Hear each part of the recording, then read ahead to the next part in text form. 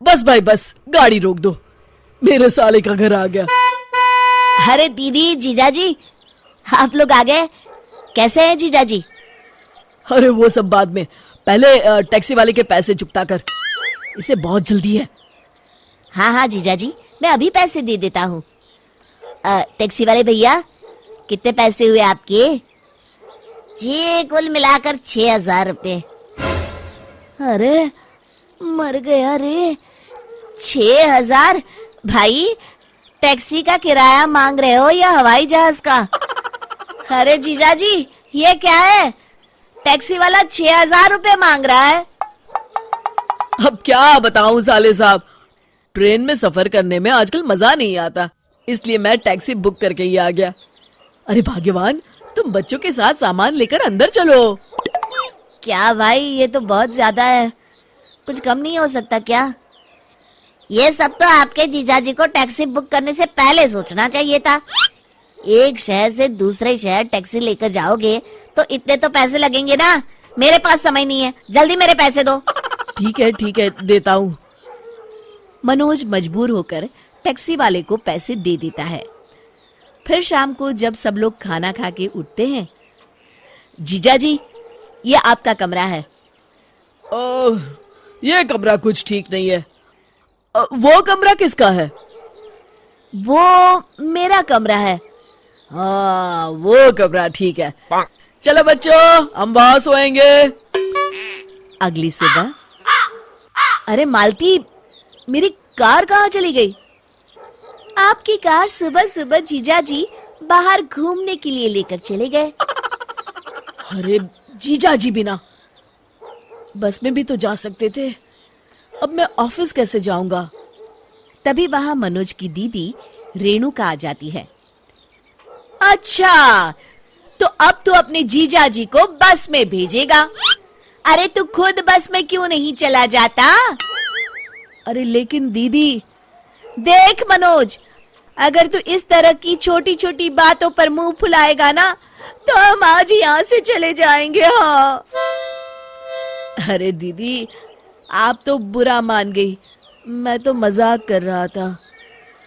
मनोज मन मार कर बस में बैठकर ऑफिस चला जाता है। फिर रोज किसी न किसी बहाने मनोज के जीजाजी उसकी कार लेकर चले जाते थे। उधर दूसरी तरफ रेणुका और उसके बच्चे पूरा दिन मालती से खाने के लिए तरह तरह की चीजें बनवाते थे। अरे मालती, मेरा दोस्त बिल्लू आया है, आज इसके लिए बढ़िया बढ़िया खाना बनाना। जी जीजाजी।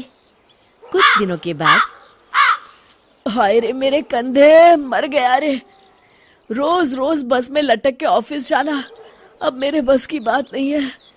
दर्द के मारे मेरा पूरा शरीर टूट रहा है। मालती, जरा मेरे कंधे तो दबा दो। अरे सारा दिन रसोई घर में खड़े खड़े और घर की साफ सफाई करने के बाद तो मेरे हाथ पैरों ने जवाब दे दिया है। अब तो मुझसे एक मक्खी भी नहीं मारी जाएगी। इस तरह रोज शाम तक दोनों बेहाल हो जाते हैं।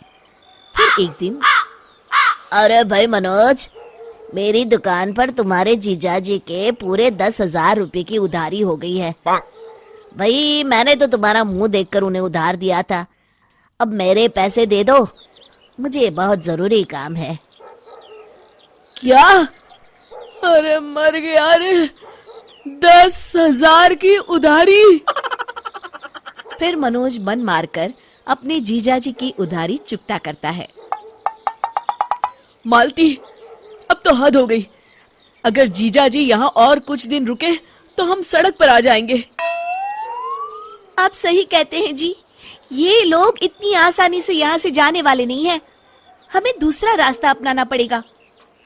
अगले दिन, अरे जीजाजी, आज आप घर पर ही हैं? ये लीजिए मेरी कार की चाबी, जाइए जाइए बच्चों को लेकर कहीं घूम आइए। अरे आज तो कमाल हो गया, ये खुद कार की चाबी मुझे दे रहा है। गजोधर कार लेकर चला जाता है, लेकिन आधे रास्ते में ही कार बंद पड़ जाती है। अरे ये क्या हो गया इस कार को? ये तो पूरा सुनसान इलाका है, यहाँ तो दूर दूर तक कोई नजर नहीं आ रहा। अरे मर गया, अब क्या करूं? फिर गजोधर किसी तरह घर पहुंचता है। मनोज, ये तुम्हारी कार की चाबी। आज के बाद मैं इसे हाथ नहीं लगाऊंगा। हाँ। अगली सुबह। हाँ भाई मनोज, मालती कहाँ है? अभी तक नाश्ता नहीं लाई। अरे जीजा जी, कल रात मालती गिर गई थी। तब से मालती को कुछ भी दिखाई नहीं दे रहा। मैंने डॉक्टर भी बुलाया है। तभी वहां डॉक्टर साहब आते हैं और मालती की आंखों की जांच करने लगते हैं। हाँ भाई डॉक्टर, क्या बीमारी है, कुछ पता चला? मनोज, ये आदमी कौन है जो इतनी बदतमीजी से बात कर रहा है? डॉक्टर साहब, ये मेरे जीजा जी हैं। ओ जीजा जी, अरे माफ करना, आपका तो बोलना बनता है जी।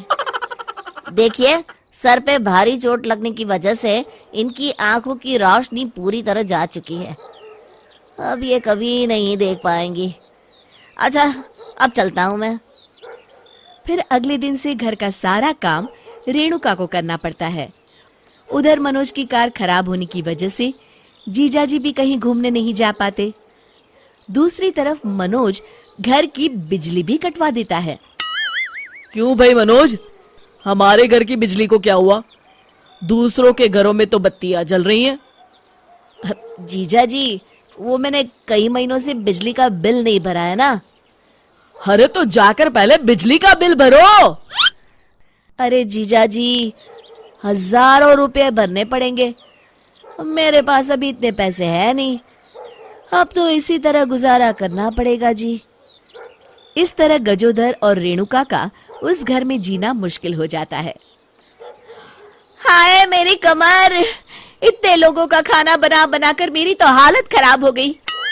ये बच्चे सारा दिन बुआ ये बना दो, बुआ वो बना दो कहकर मेरी जान खाते रहते हैं।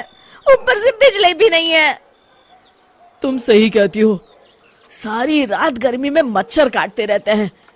ऊपर से मनोज की कार भी खराब है। अब यहाँ रहने में कोई मजा नहीं है। मजा तो अब यहाँ रहना किसी सजा से कम नहीं है। हम कल ही यहाँ से चले जाते हैं। हाँ हाँ, कल ही चलते हैं। अगले दिन मनोज की जीजाजी और दीदी घर छोड़कर चले जाते हैं।